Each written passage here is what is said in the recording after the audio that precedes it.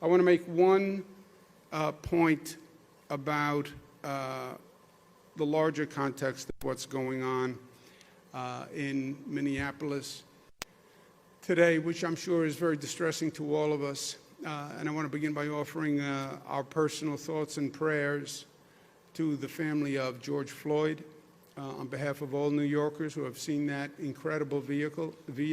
We can imagine your pain, and you are in our thoughts and prayers.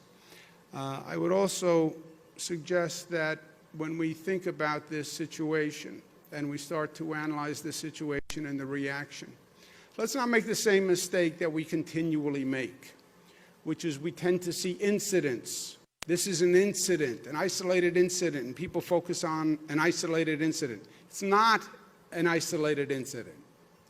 It is a continuum of cases and situations that have been going on for decades and decades and decades. These are just chapters in a book, and the title of the book is Continuing Injustice and Inequality in America. And these are just chapters. The chapters started modern day Rodney King in Los Angeles, 1991. Abner Louima in New York, 1997. Amadou Diallo in New York, 1999. Sean Bell in New York, 2006. Oscar Grant, Oakland, California, 2009. Eric Garner, New York City, 2014. Michael Brown, Missouri, 2014. Laquan McDonald, Chicago, 2014. Freddie Gray, Baltimore, 2015. Antoine Rose, Pittsburgh, 2018. Ahmaud Arbery in Georgia, 2020. Breonna Taylor in Kentucky, 2020. George Floyd in Minneapolis, 2020.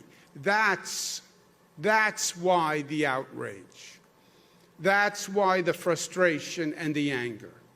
It is not about one situation. It's about the same situation happening again and again and again and again, and seeing the same thing and not learning the lesson.